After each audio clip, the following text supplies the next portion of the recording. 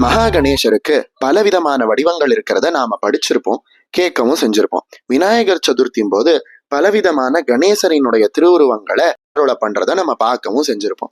அந்த வகையில பலவிதமான வடிவங்களுடைய மகா கணேசருக்கு மிகவும் முக்கியமான ஒரு வடிவமாக கருதப்படுவது ஹேரம்ப கணபதியினுடைய வடிவம். அந்த ஹேரம்ப கணபதி எப்படிப்பட்டவர், அவரினுடைய அருள் நம்மளோட வாழ்க்கையில என்னென்ன அற்புதங்களை நிகழ்த்தும், அவரை எப்படி வழிபடணும், அவரோட ரகசியங்கள் என்ன, இப்படின்னு இதுவரைக்கும் நீங்க கேட்காத பல அரிய தகவல்களை நீங்க தெரிஞ்சுக்கணும் அப்படின்னா இந்த காணொளிய முழுசா பாருங்க. ஹேரம்ப கணபதி அப்படின்னு சொல்லும் பொழுதே பெயரே ரொம்ப வித்தியாசமா இருக்கு. இந்த பெயருக்கு என்ன அர்த்தம் அப்படிங்கிறத முதல்ல பார்க்கலாம். ஹேரம்ப அப்படிங்கிற வார்த்தைய ஹே ரம்ப அப்படின்னு ரெண்டா பிரிப்பாங்க. இந்த ஹே அப்படிங்கிற வார்த்தைக்கு அனாதையானவன், உதவியற்றவன், திக்கற்று நிற்கக்கூடியவன், பெரும் கஷ்டத்துல இருக்கக்கூடியவன், கடன்ல இருக்கக்கூடியவன், இப்படின்னு பலவிதமான அர்த்தங்களை சொல்லலாம். ரம்பன், ரம்பக அப்படின்னா என்ன அர்த்தம்னா காப்பாற்றுபவன் அப்படின்னு அர்த்தம்.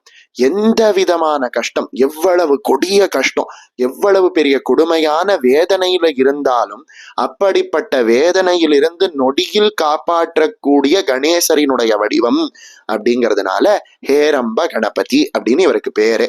அதாவது கஷ்டங்களிலிருந்து, அதாவது கடக்க முடியாத கஷ்டங்களிலிருந்து காப்பாற்றக்கூடியவர் ஹேரம்ப கணபதி அப்படின்னு சொல்றோம்.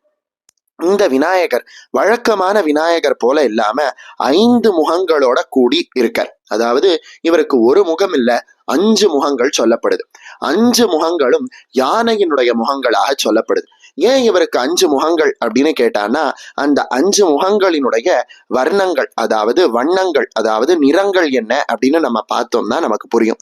என்னென்ன நிறங்கள்ல அவருடைய திருமுகம் இருக்கு அப்படின்னா, சுத்தமான முத்தினுடைய வண்ணத்திலையும், தங்கத்தினுடைய வண்ணத்திலையும், அழகான கருநீல வண்ணத்திலையும், மல்லிப்பூவினுடைய வண்ணத்திலையும், இன்னும் சொல்ல போனா அழகான மஞ்சள் வண்ணத்திலையும் 5 முகங்கள் இந்த ஹேரம்ப கணபதிக்கு இருக்கு அப்படின்னு சொல்றாங்க.